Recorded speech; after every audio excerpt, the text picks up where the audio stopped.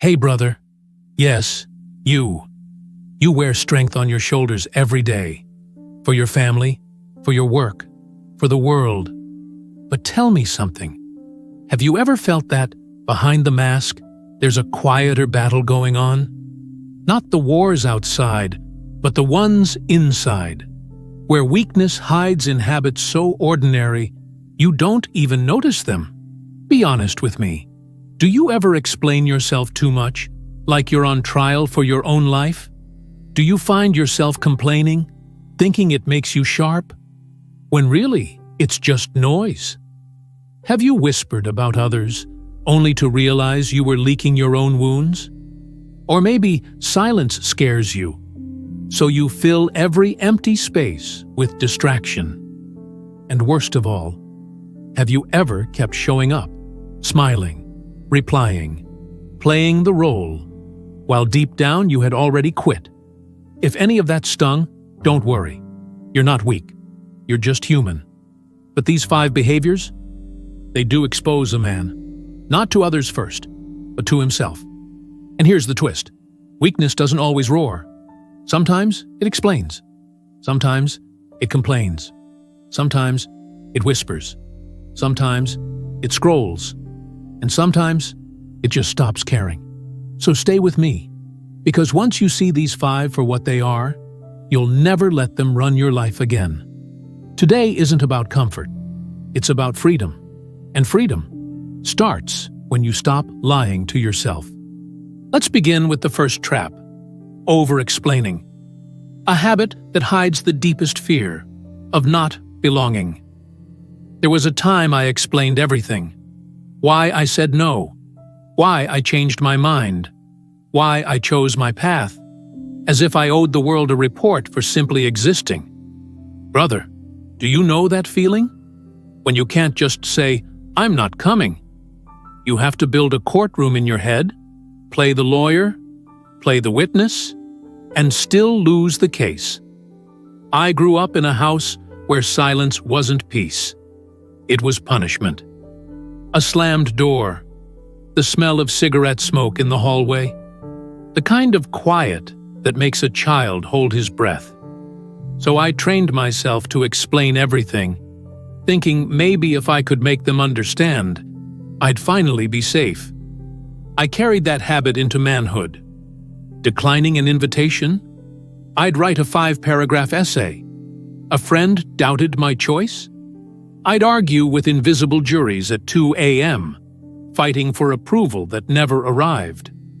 I could have written a PhD thesis just to say no to a barbecue.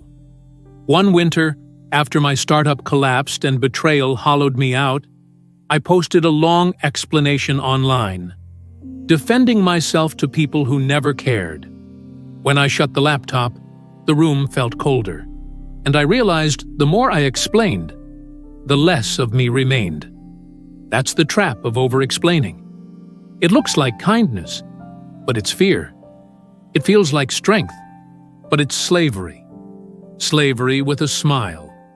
Over-explaining is what a child does when love always came with a condition. But you are not a child anymore. If a man's love or loyalty or respect requires a full explanation, then it was never love, never loyalty, never respect. It was just tolerance in disguise. Kai once told me, "A man who explains himself too much hasn't yet forgiven himself for needing approval."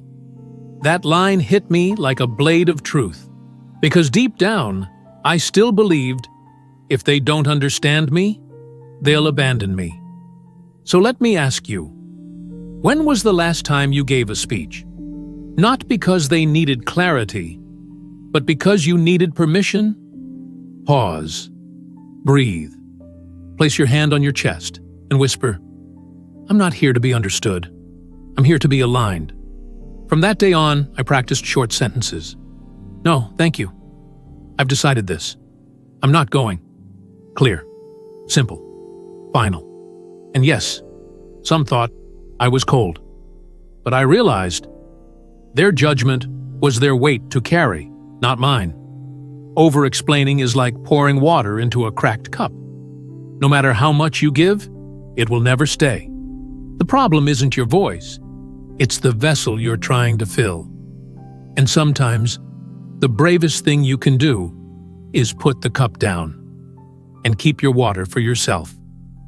The day I stopped explaining was the day I stopped begging to exist. So now, when the urge rises, that voice that whispers, "Make them understand or you'll lose them," I remind myself, if my silence costs me someone, they were never mine to begin with. And I let my choices speak louder than my explanations. This week, practice answering once, with no footnotes. One clear sentence. Then stop. So tell me, what's one place in your life where silence would be stronger than another explanation? If this part hit you hard, take a moment, hit subscribe. Not for me, but for the stronger man you're becoming. If over-explaining was how I ran from fear, then complaining was how I disguised my weakness. Complaining, the noise that hides a powerless heart. There was a time I thought complaining made me sharp. That if I could point out what was wrong with the world, it somehow meant I was above it. But the truth? I wasn't being wise. I was being loud, because I felt powerless in silence. Brother, be honest. How many times have you confused complaining with intelligence? I remember the week it broke me. I had just lost a major client. The deal I was banking on, gone overnight. Instead of sitting down and rebuilding, I spiraled into blame. I blamed the economy. I blamed my assistant. I even blamed Mercury retrograde, as if Saturn was keeping score of my invoices. At that point, even the planets were tired of me. I paced around my apartment like a lion in a cage. The clock on the wall ticked louder with every lap. The city lights outside flickered, but inside the air felt heavy, like the room itself was tired of my excuses. Finally, I called Kai. I said, "I don't get it. I'm doing everything right. Why does this keep happening to me?" He went quiet. Then he said words that cracked something open in me. "The world is not happening to you, it's happening through you. And until you fix the filter, you'll keep inviting storms to your window. Weak men curse the storm. Strong men learn to surf it." I froze, because in that moment, I saw it. I wasn't unlucky. I was addicted to complaining. It gave me a high, a fake sense of control. But beneath that noise was fear. Fear of being helpless, fear of being unseen, fear of being responsible for my own rise. Complaining isn't strength. It's the emotional version of scratching at a wound, hoping it will heal faster. But all you're really doing is keeping it open. If you grew up in a home where yelling meant power, where venting was the only way to feel heard, then maybe you inherited that noise, not as wisdom, but as survival. But here's the truth. Silence is not surrender. It's strategy. Kai told me, the strongest warriors don't raise their voices. They raise their standards. And then he added something I'll never forget. The day you stop complaining is the day life stops arguing with you. At first, it made no sense. But over time, I saw it clearly. When I stopped shouting at the waves, I learned how to surf them. The world didn't get easier. I just got stronger, quieter, clearer, more grounded. Now, when storms come, I don't curse the sky. I look at my boots, tighten the laces, and walk forward like a man who remembers who he is. So pause with me for a breath. Ask yourself, is this noise fixing anything? Or is it just disguising my fear of letting go? Let go, brother. Not of effort, but of the illusion that the world must obey you before you deserve peace. You are not here to control the wind. You are here to become the mountain. And mountains don't complain. They just endure. They just rise. Start small. Catch yourself once a day before you complain. Replace it with one action. Brother, what would change if you gave your energy to building instead of blaming? When complaining no longer gave me power, I reached for something cheaper: gossip. And gossip. It looks like connection, but in truth, it's intimacy without honor. I used to gossip to feel smarter. A little comment here, a raised eyebrow there. It felt harmless, maybe even sophisticated, but let's be honest. It wasn't wisdom. It was just cheap entertainment with better lighting. Basically, I was running a free gossip podcast no one subscribed to. Brother, tell me this. Have you ever felt closer to someone just because you both disliked the same person? I remember one dinner. A long table of entrepreneurs, sharp suits, polished watches. Laughter bounced off the glass walls. We joked about a man who had failed in public. They laughed. I laughed. But then I glanced toward the window behind them and saw my own reflection. The laughter around me thundered, but inside my chest, silence roared louder. Because I realized I wasn't laughing at him. I was laughing at myself, the version of me that once collapsed in silence while others whispered about my fall. Remember this: every whisper about another man is really a confession about yourself. If you've ever caught yourself here, share this with a brother who needs the mirror, because real strength grows when we grow together. That night, I didn't sleep, because I finally saw I had become what once crushed me. In my family, whispers were the only form of connection. Secrets were our love language. Picking apart who wasn't in the room was how we bonded. It made me feel safe, included, special. But now I see the truth. That wasn't closeness. That was counterfeit intimacy. Kai once told me, the tongue is a torch. It either warms or burns. He looked at me and said, every time you speak of another man's flaws, you tattoo them on your own spirit. At first, I didn't understand, but later, I saw it clearly. When I stopped gossiping, I didn't just lose shallow conversations. I gained peace. I no longer needed to know who failed, who cheated, who stumbled. I was too busy rebuilding the broken parts of myself. The man who gossips has not yet forgiven himself, but the man who heals no longer has the time. So pause with me for a breath. If you feel the urge to whisper about someone else, ask yourself gently, what part of me is starving, trying to feed on another man's fall?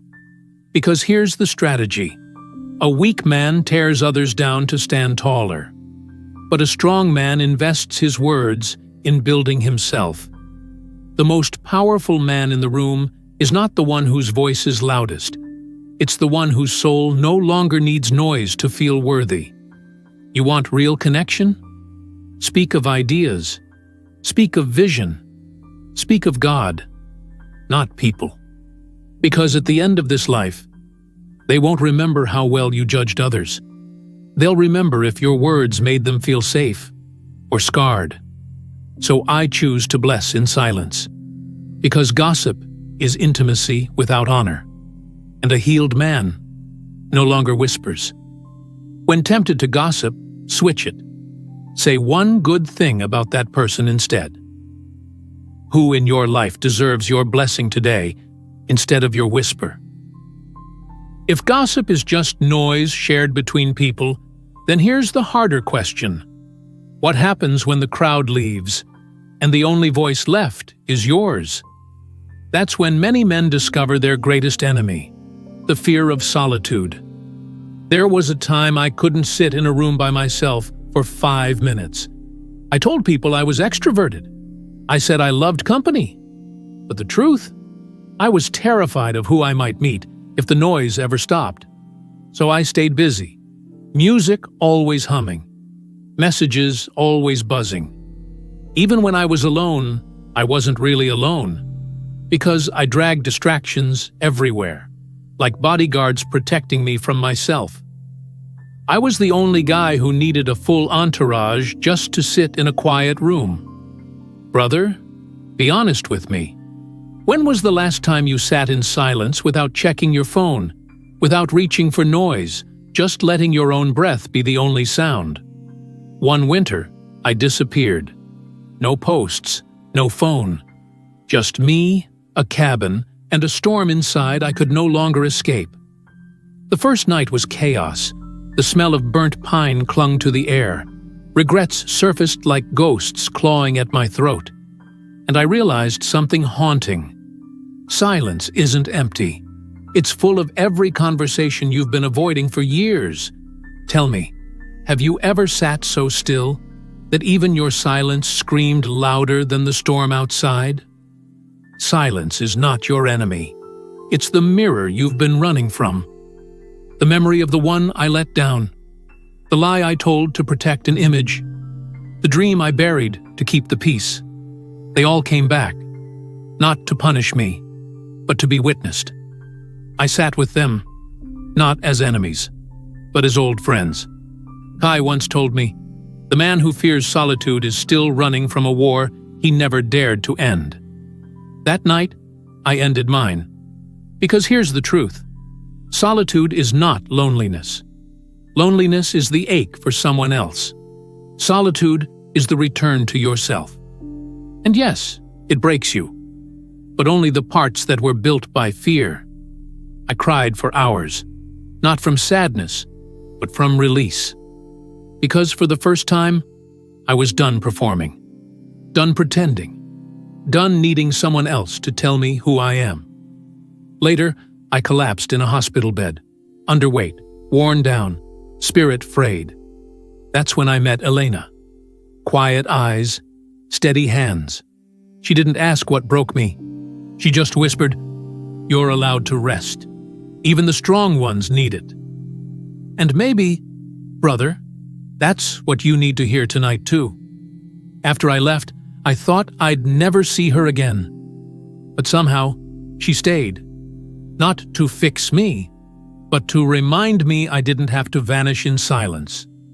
Weeks later, sitting by the cabin fire, she said nothing. She just let the flames crackle and made the silence feel like home. That was when I realized silence no longer meant absence. It meant presence. So pause with me, right now. Breathe. Notice what rises when the noise stops. Don't run. Stay. Because here's the strategy most men miss. Weak men chase crowds to drown the noise. Strong men sit in silence until the war is won inside. The man who can sit in his own company, without flinching, without fleeing, without needing a text back, that man is untouchable. He doesn't chase attention. He attracts peace. If silence scares you, it only means you haven't met yourself yet. But once you do, you'll never settle for noise again. Tonight, try 5 minutes with no phone, no music, just your breath. That's your first battle won. When will you give yourself the gift of sitting in your own presence? And when the silence grew heavier, another danger revealed itself. Not a scream, not a storm, but a whisper. The quietest kind of quitting. The kind no one sees, because even you stopped looking. There was a time I showed up every day, but deep down, I was already gone. I smiled. I answered. I played the part, but the fire? It had vanished. That's the worst kind of quitting.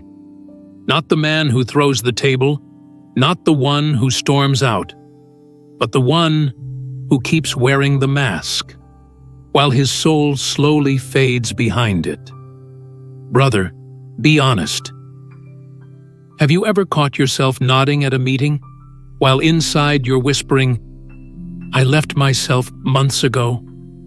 I remember after Rico's betrayal, everything collapsed. The company, the marriage, my identity. I took a job just to keep the lights on. I told myself it was temporary.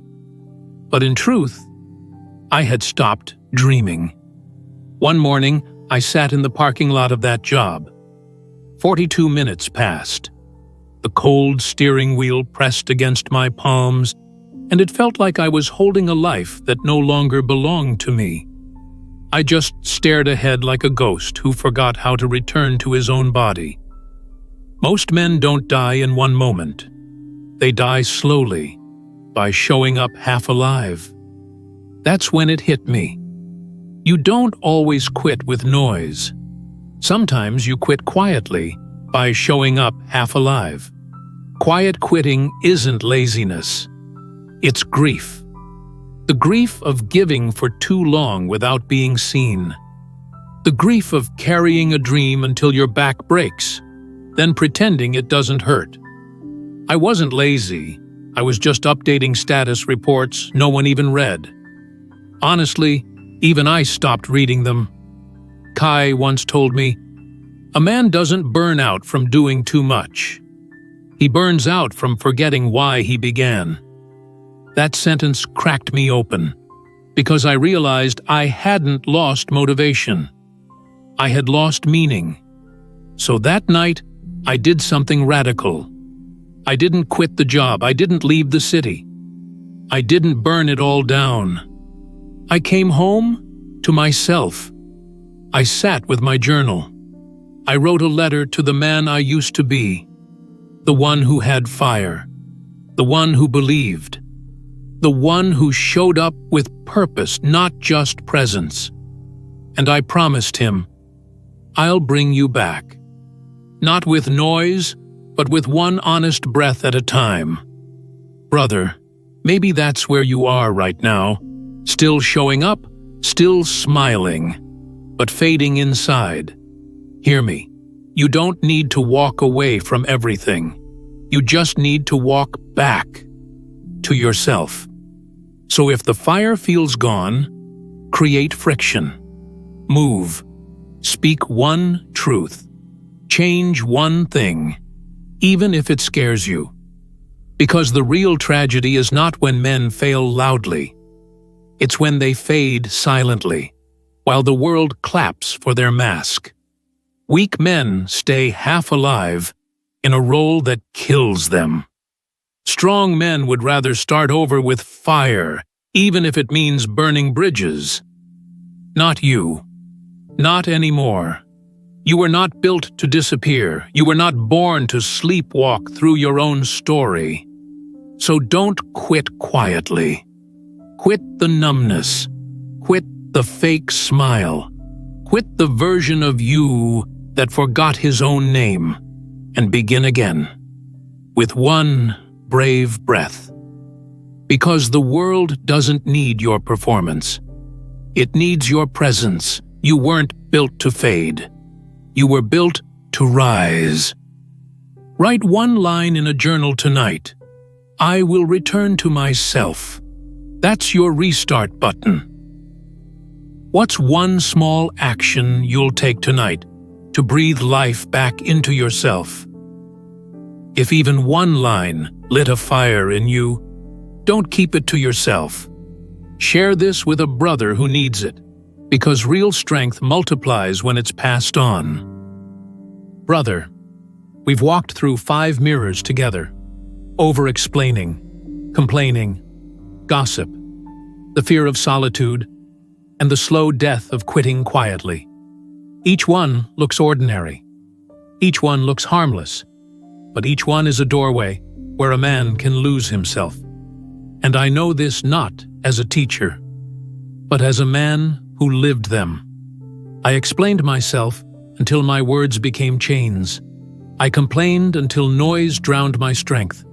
I gossiped until my whispers betrayed me. I feared silence until it broke me. And I quit quietly, until I could barely hear my own heartbeat. But here's the truth you must carry with you. None of these behaviors define you. They only expose the places where your soul is asking to heal. So if you saw yourself in any of these 5, don't run from it. Don't shame it. Look at it. Because what you face with honesty, you strip of its power. Remember, over-explaining? Stop begging to exist. Complaining? Stop arguing with life. Gossip? Stop leaking your wounds. Fear of solitude? Stop running from yourself. And quitting quietly? Stop pretending you're alive and choose to begin again. The Stoics said, "It is not death that a man should fear, but never beginning to live." And they were right. So, brother, as you walk back into your world tonight, into the noise of work, family, society, carry this with you. You don't need to change everything in one day. You just need one honest breath, one silent stand, one decision not to explain, not to complain, not to gossip, not to flee, not to fade. And from there, the man you were always meant to be will rise again. Because strength was never about being loud. It was about being true. And the world doesn't need your performance. It needs your presence. Remember this: weakness doesn't expose you to the world. It exposes you to yourself. And once you see it, you can never unsee it again. So don't fade, brother. Stand. Start again. Your life is waiting for you.